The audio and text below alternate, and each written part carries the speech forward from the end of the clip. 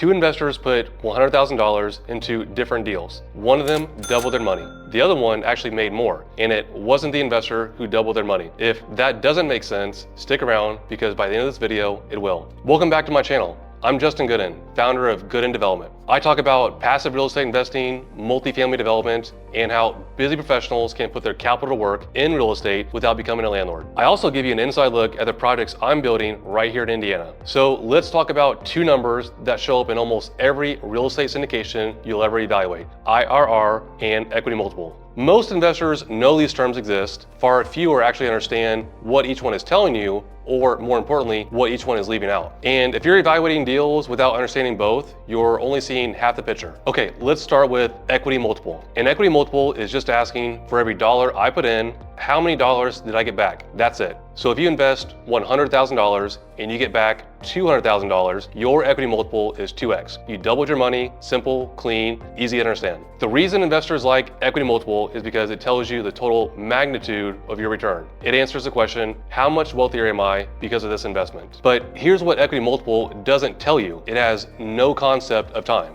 A 2x equity multiple over 3 years is a very different outcome than a 2x equity multiple over 10 years. And that's exactly where IRR comes in. IRR stands for internal rate of return. And I know it sounds complicated, but basically it's just a way of measuring your return while accounting for how long your money is tied up. It's an annualized return that factors in the timing of every dollar you received. Here's how I like to explain this concept. If you invested $100,000 and got back $200,000, would you consider that a great return? Well, you really can't answer that question until you know the amount of time it took to receive that $200,000. If it took 3 years, you would be super excited. But if it took 30 years, you probably wouldn't be too happy. Investors use IRR to gauge whether the return is acceptable based on the amount of time it took to receive their returns. Now here's where most investors get it wrong. They see a high equity multiple and assume it's a great deal, or they see a high IRR and assume it's a better deal than one with a lower IRR. But these two metrics are measuring different things, and you need to understand the full picture on both. Let me show you a simple example. Deal A, you invest $100,000. Over 5 years, you receive $15,000 in cash flow, and at the time of the sale, you get your $100,000 back plus $85,000 in profit. So total return is $200,000. That's a 2x equity multiple and roughly a 15% IRR. Deal B, you invest $100,000. Over 10 years, you receive $30,000 in cash flow, and at the sale, you get your $100,000 back plus another $120,000 in profit. So total return is $250,000. That's a 2.5x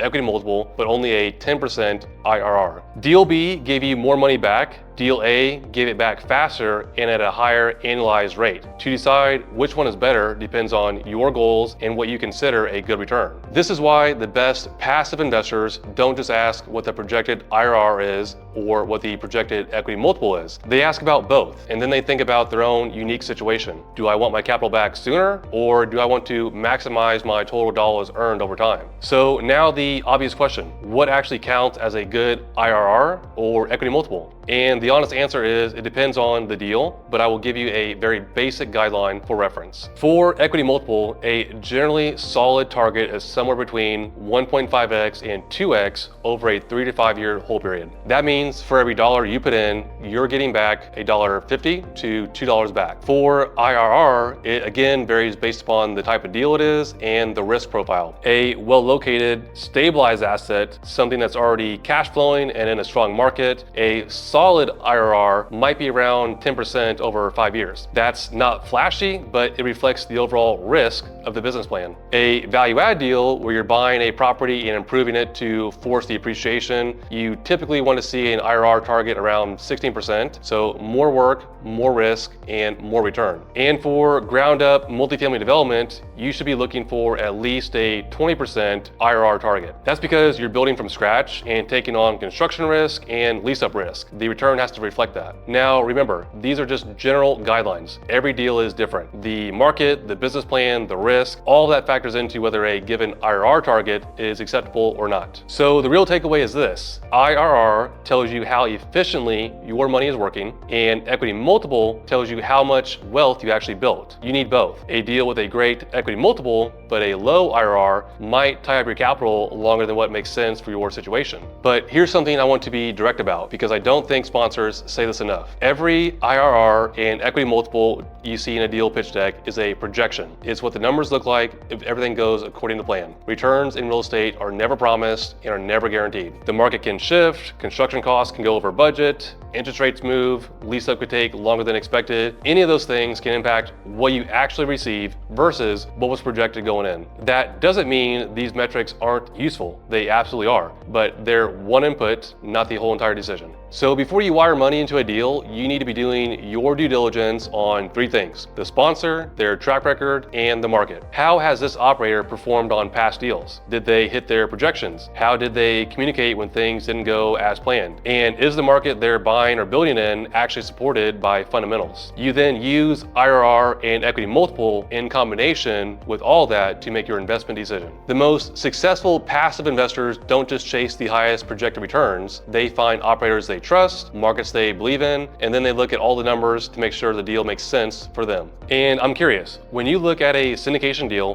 which metric do you pay attention to the most? Drop it in the comments below. I read all of them. If you found this helpful, make sure to like the video and subscribe. I put out content each and every week on passive real estate investing and multifamily development. I'll see you in the next one.